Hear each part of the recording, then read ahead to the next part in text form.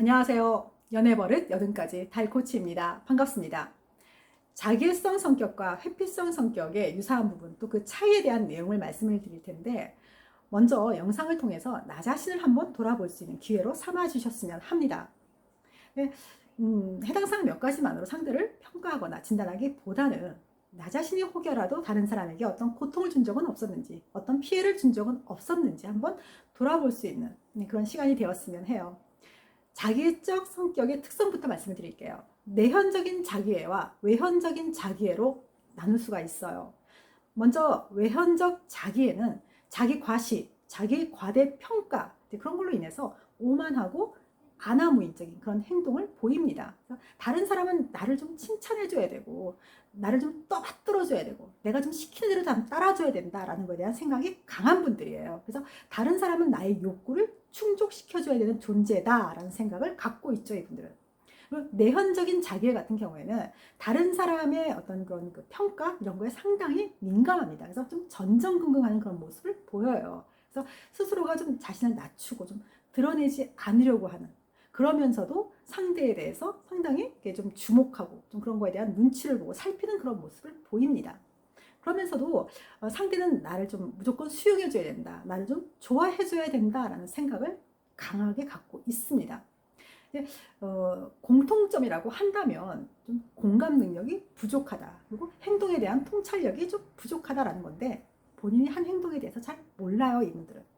그리고 또 하나는 내적으로 나는 대단하다, 나는 좀 특별하다라는 거에 대한 생각을 갖고 있다라는 겁니다.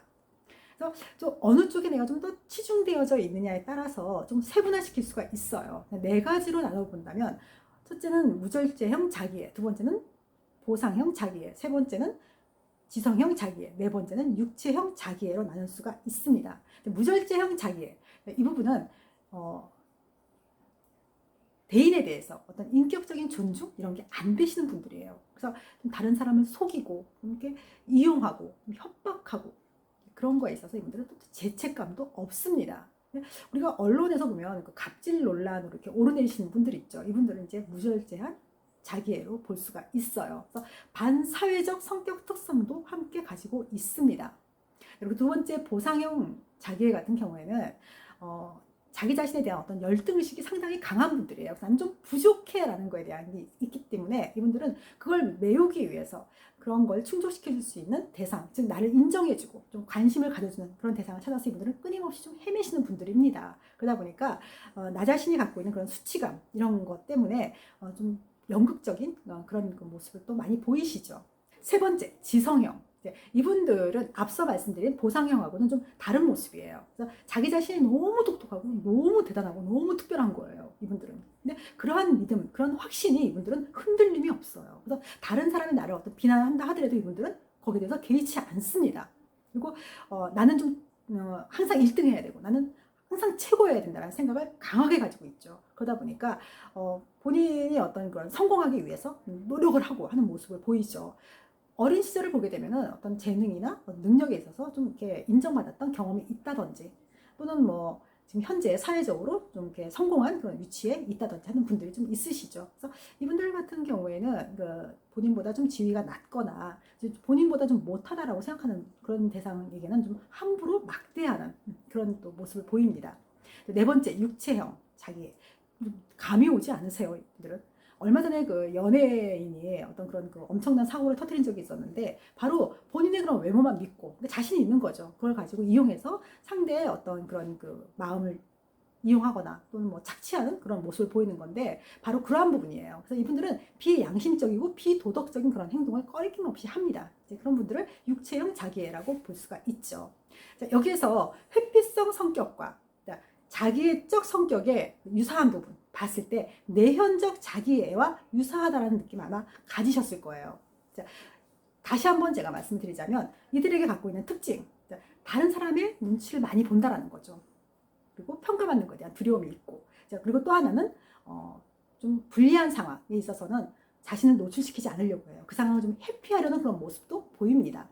자, 그러면 어떻게 그 차이가 있느냐라는 건데, 내현적 자기애 같은 경우에는 회피하는 이유가 자존감의 그 상처가 될까봐 이분들은 회피하는 거예요. 근데 회피성 성격이신 분들 같은 경우에는 이분들은 거부당하는 것 때문에 거부당할까봐 겁나서, 그리고 또 그런 불안도 있고, 그리고 상대가 나를 좀 우습게 볼까봐, 무시할까봐에 대한 두려움 때문에 또 그런 그 회피적인 그런 모습을 또 보이는 거죠.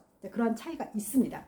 근데 아무래도 근데 편하게 드러나는 거는 좀 친밀한 관계가 되면 드러나요. 그래서 내현적 자기애 같은 경우에는 좀 친숙해지는 관계가 되게 되면은 자기애적 성격이 그대로 다 드러나게 됩니다. 그래서 상당히 착취적이고 조정하려고 들고 이기적이고 자기중심적인 그런 모습을 보이죠. 근데 회피적인 성격을 가지신 분들, 이분들 같은 경우에는 끝내 본인들이 거부당하는 거에 대한 두려움, 늘 그런 어떤 그런 감정적인 억압, 그런 모습을 계속적으로 지속적으로 보입니다. 그래서 친밀한 관계가 된다 하더라도 거부당하는 거에 대한 두려움을 이분들은 늘 갖고 계시죠. 그런 차이가 있어요. 자, 어느 정도 도움이 되셨습니까?